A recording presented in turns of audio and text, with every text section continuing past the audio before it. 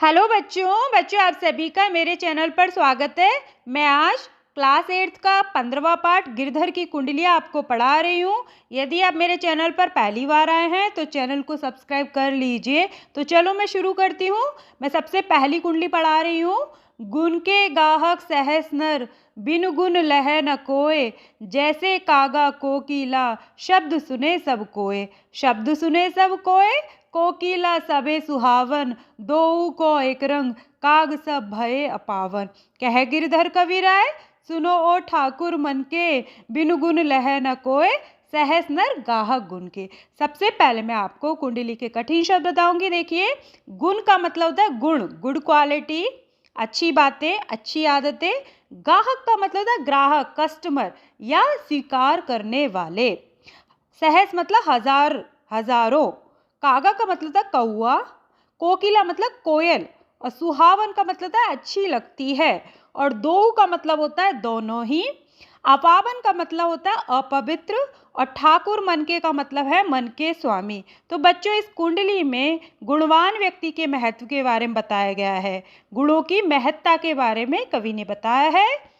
अब मैं आपको इस कुंडली का पहले सरल अर्थ बताऊंगी और उसके बाद मैं आपको व्याख्या बताऊंगी। आप वीडियो को लास्ट तक देखिएगा। तो देखिए, गुण के गाहक सहस नर, बिनु गुण लह न कोय। जो गिरधर जी है वे कह रहे हैं कि गुण मतलब गुण, गुण का मतलब होता है अच्छी बातें, अच्छी आदतें, गुड क्वालिटी के गाहक। मतलब वैसे तो गाहक का मतलब ग्राहक होता है, कस्टमर होता है, पर यहाँ पर गाहक का मतलब है स्वीकार करने से या चाहने वालों से, कि गुणों को चाहने वाले तो सहस यानी हजारों, नर मतलब आदमी है, कि गुणों को स्वीकार करने वाले हजारों लोग हैं। यानी समाज में उन लोगों का सम्मान होता है जिनके अंदर कोई गुण हो। जो टैलेंटेड पर्सन है, जो पढ़े लिखे पर्सन है, उनका सोसाइटी में सम्मान होता है। उन हर कोई उनसे दोस्ती करना चाहता है, उनका साथ चाहता है। बिनु गुण लह न कोई, बिनु यानी बिना, गुण यानी गुण के, लह यानी लेता है, न यानी नहीं, कोई यानी कोई, कि बिना गुणों के कोई भी आपको स्वीकार नहीं करता। इसका मतलब है कि जिसके पास गुण नहीं होते उसका साथ किसी को अच्छा नहीं लगता। आप अपने क्लास का भी एग्जाम्पल से इस बात को समझ सकते हो। जैसे आपकी क्लास में कोई बच्चा है जो बहुत टैलेंटेड है, होशियार है, हर कोई उससे दोस्ती करना चाहता है। एक बच्चा है जो बिल्कुल डल रहता है, उसके अंदर कोई गुण नहीं है, उसे कोई दोस्ती नहीं करना चाहता। अब इसी बात को गिरधर राय जी ने एक एग्जाम्पल से समझाया। उन्होंने कौए और कोयल का एग्जाम्पल दिया है। उन्होंने कहा है कि कौआ और कोयल दोनों ही ब्लैक कलर के होते हैं, दोनों रंग में समान होते हैं, पर कोयल को हर कोई पसंद करता है क्योंकि उसकी वाणी मीठी होती है, उसकी आवाज़ मीठी होती है। और कौए को कोई पसंद नहीं करता क्योंकि वह काव काव बोलता है, इसीलिए। ठीक है, वो कड़वा बोलता है ना, इसीलिए। तो रंग का कोई महत्व नहीं है, महत्व किसका है? गुणों का महत्व है। आगे देखिए, जैसे कागा कोकिला, जैसे कि कागा यानी कौआ, कोकिला यानी कोयल, शब्द सुने सब कोय। शब्द का मतलब यहाँ पर है आवाज से, कि आवाज सुने यानी सुनते हैं, सब कोय यानी हर कोई, कि हर कोई कौआ और कोयल की आवाज सुनते हैं। दो को एक रंग, दो यानी दोनों का, एक रंग यानी एक जैसा रंग, कि दोनों का एक जैसा रंग है, दोनों ही ब्लैक कलर के हैं, दोनों ही काले रंग के हैं। काग सब भय अपावन, पर काग यानी कौआ, सब भय यानी हो गए हैं, अपावन यानी अपवित्र, पर कौआ अपवित्र हो गया। क्यों? क्योंकि वह काव काव बोलता है, इसीलिए वो किसी को पसंद नहीं आता, उसकी कड़वी आवाज किसी को पसंद नहीं आती, इसीलिए सब उसको अपवित्र समझते हैं। आगे देखिए, कह गिरधर कवि राय, इसीलिए कवि जो गिरधर राय जी है वो कह रहे हैं कि सुनो वो ठाकुर मन के, कि सुनो ठाकुर मन के यानी मन के स्वामी, अपने आप को बेस्ट समझने वाले पर्सन, अपने आप को श्रेष्ठ समझने वाले व्यक्ति, मेरी बात सुनो। अब वो क्या कह रहे हैं? बिनु गुण लह न कोय, सहस नर गाहा गुण के, कि बिनु गुण यानी बिना गुण के, लह यानी लेता है, स्वीकार करता है, कोई यानी कोई भी, कि कोई भी बिना गुण के स्वीकार नहीं करता है, यानी कोई भी बिना गुणों के पसंद नहीं करता है। जिसके अंदर कोई गुण नहीं है उसे कोई पसंद नहीं करता है। सहस नर गाहा गुण के, सहस यानी हजारों, नर मतलब आदमी, गाहक मतलब ग्राहक, स्वीकार करने वाले, इसका मतलब है कि गुणों को स्वीकार करने वाले तो हजारों लोग हैं, गुणों के प्रशंसक फैन तो हजारों लोग हैं। गुणवान व्यक्ति का हर कोई प्रशंसा करता है, हर कोई प्रशंसक होता है, पर जिसके अंदर कोई गुण नहीं है ऐसे व्यक्तियों को गुणहीन बोलते हैं। तो गुणहीन व्यक्ति के साथ कोई भी दोस्ती नहीं करना चाहता। अब इसकी आप व्याख्या देखिए। गिरधर कवि कहते हैं कि मनुष्य की पहचान उसके गुणों से होती है। गुणी व्यक्ति का साथ सभी चाहते हैं, लेकिन जिसके पास गुण नहीं होते उसका साथ किसी को अच्छा नहीं लगता। कौए और कोयल के उदाहरण द्वारा कवि कहते हैं कि जिस प्रकार कौआ और कोयल दोनों रंग में समान होते हैं, किंतु दोनों की वाणी में अंतर होता है। वाणी मतलब आवाज में अंतर होता है। कोयल अपनी मीठी वाणी के कारण सबको प्रिय होती है, और वहीं दूसरी ओर कौआ कर्कश वाणी के कारण सभी को अप्रिय है। कवि कहते हैं कि बिना गुणों के समाज में व्यक्ति को आदर नहीं मिलता। गुणहीन व्यक्ति को निरादर मिलता है, मतलब रेस्पेक्ट नहीं मिलता है। जिसके अंदर कोई गुण नहीं होता उसे कोई रेस्पेक्ट नहीं मिलता सोसाइटी में, समाज में। इसीलिए गुणवान बनने का प्रयास करना चाहिए। ठीक है बच्चों, अब आप आगे की कुंडली देखिए। पानी बाड़े नाव में, घर में बाड़े दाम, दो हाथ उलचिए यही स्यानो काम। यही स्यानो काम, राम को सुमिरन कीजे, पर स्वार्थ के काज शीश आगे धर दीजिए। कह गिरधर कवि राय, बड़ेन की यही वाणी, चलिए चाल सुचाल, राखिए अपना पानी। सबसे पहले आप कठिन शब्द देख लीजिए। बाड़े का मतलब होता है बढ़ना या घुसना। दाम का मतलब होता है रुपया पैसा। उलचिए का मतलब होता है बाहर निकालना या फेंकना। स्यानो का मतलब होशियारी या समझदारी। और सुमिरन का मतलब होता है स्मरण करना। पर स्वार्थ मतलब परोपकार या दूसरों की भलाई। काज का मतलब होता है काम। बड़ेन मतलब बड़े। बानी का मतलब होता है वाणी, आवाज। और पानी, जो लास्ट में पानी आया है, उसका मतलब है सम्मान या इज्जत से है। तो बच्चों, इसका मैं पहले आपको सरल अर्थ बता देती हूँ और उसके बाद व्याख्या बता देती हूँ। देख लीजिए। पानी बड़े नाम में, जो कवि हैं वे कह रहे हैं कि यदि पानी मतलब वाटर, वाड़े यानी बढ़ जाए, नाव बोलते बोट जो पानी में चलती है, कि यदि नाव में पानी बढ़ जाए, और घर में बाड़े दाम, और यदि घर में बाड़े यानी बढ़ जाए, दाम मतलब रुपया पैसा दौलत, कि यदि नाव में पानी बढ़ जाए और घर में धन पैसा बढ़ जाए तो क्या करना चाहिए, आगे बता रहे वो। दो हाथ उलचिए, दो मतलब दोनों, हाथ यानी हाथों से, उलचिए यानी बाहर निकालिए, यही स्यानो काम, की यही स्यानो यानी समझदारी का, होशियारी का काम है। तो बच्चों, ये उलचिए शब्द के दो अर्थ है। पहले मैं आपको नाव के संदर्भ बताऊंगी कि देखिए, कवि कह रहे हैं कि नाव में अगर पानी भर जाए तो दोनों हाथों से पानी को बाहर निकालना चाहिए। अगर हम नहीं निकालेंगे तो हमारी नाव डूब जाएगी। उसी प्रकार घर में अगर धन संपत्ति दौलत बढ़ जाए तो दोनों हाथों से उलचिए मतलब दान देना चाहिए। यहाँ पर घर के बड़े दाम, जब इसमें कवि कह रहे हैं कि यदि घर में दाम बढ़ जाए, पैसा बढ़ जाए, तो दोनों हाथों से उलचिए का मतलब यहाँ पर दान देने से, अब कि दोनों हाथों से हमें दान देना चाहिए। यही समझदारी का काम है, यही स्यानो काम, कि यही समझदारी का काम है। राम को सुमिरन कीजिए, राम मतलब भगवान को, सुमिरन यानी याद करना, कि भगवान को याद करना चाहिए, स्मरण करना चाहिए। आगे देखिए। पर स्वार्थ के का शीश आगे धर दीजिए।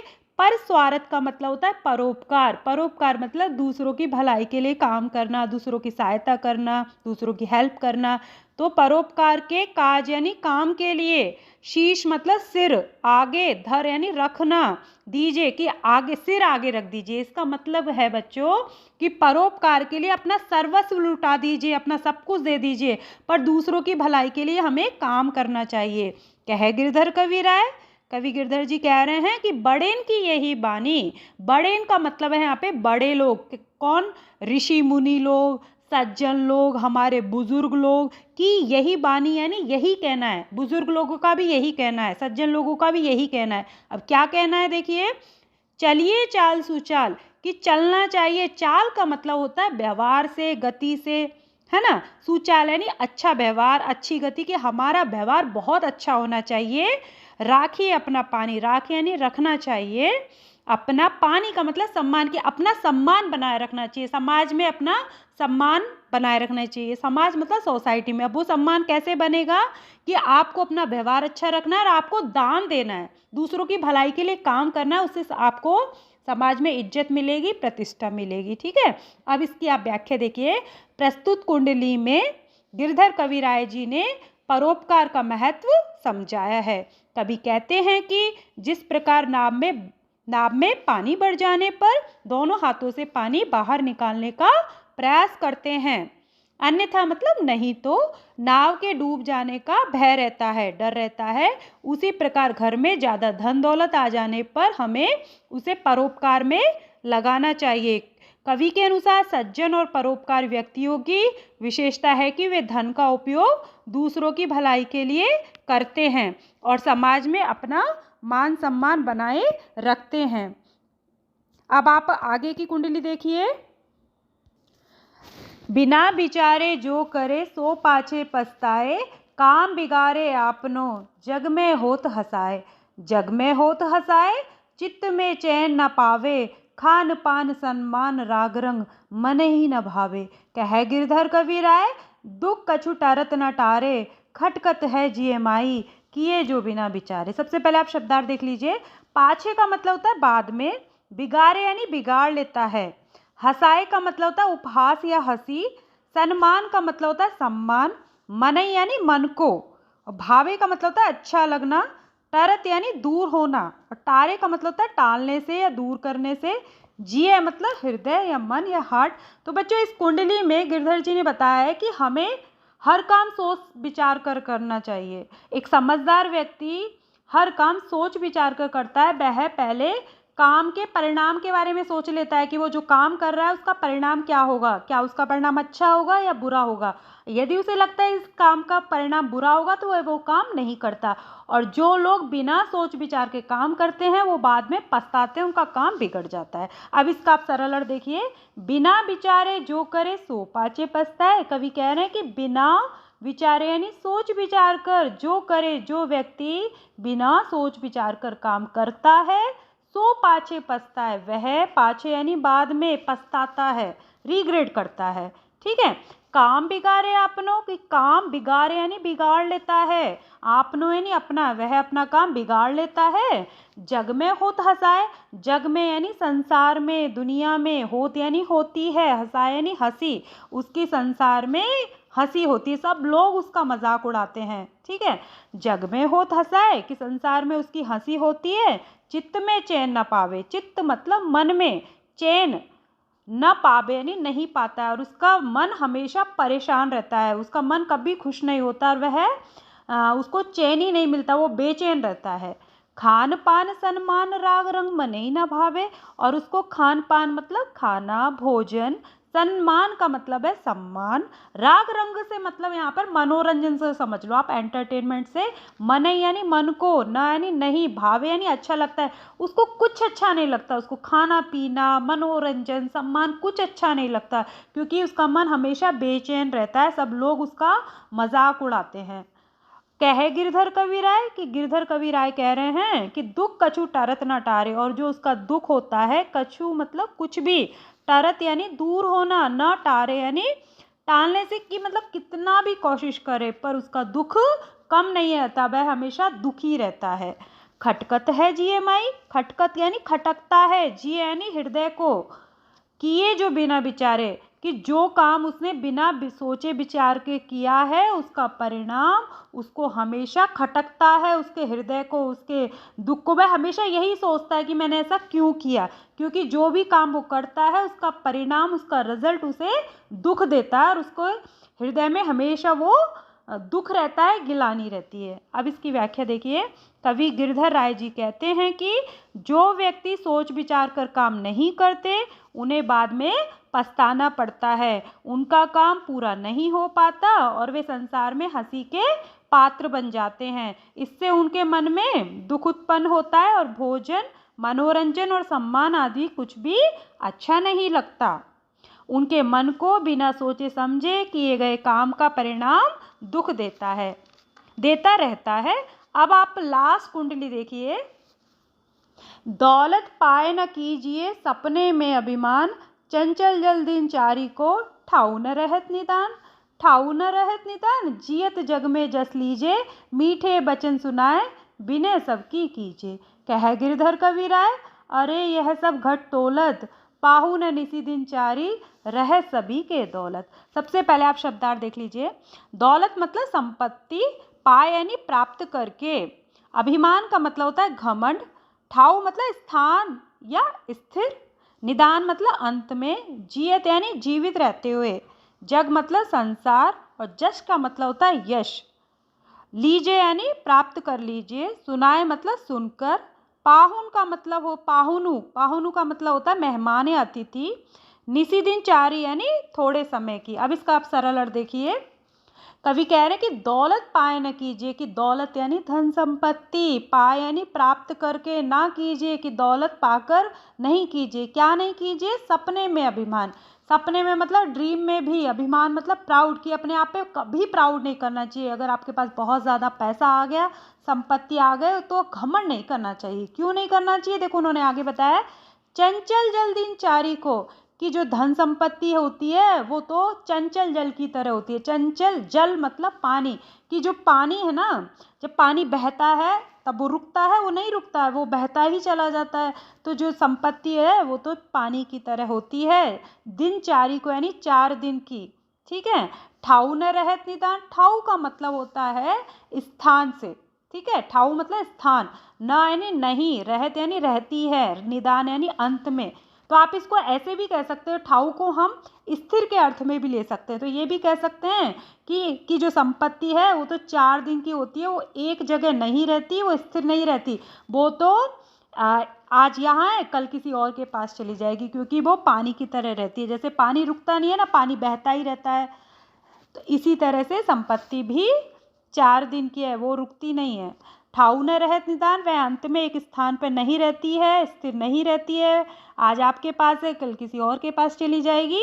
इसीलिए उन्होंने कहा है कि जियत जग में जस लीजिए। जियत यानी जीना चाहिए, जग में मतलब संसार में, जस लीजिए यानी यश लेना चाहिए। इसीलिए जीते हुए संसार में यश की प्राप्ति करनी चाहिए। और वो कैसे होगी? दान देने से, दूसरों की भलाई के काम करने से हमें यश मिलेगा, मतलब अच्छा नाम मिलेगा। यश मतलब अच्छा नाम, प्रसिद्धि।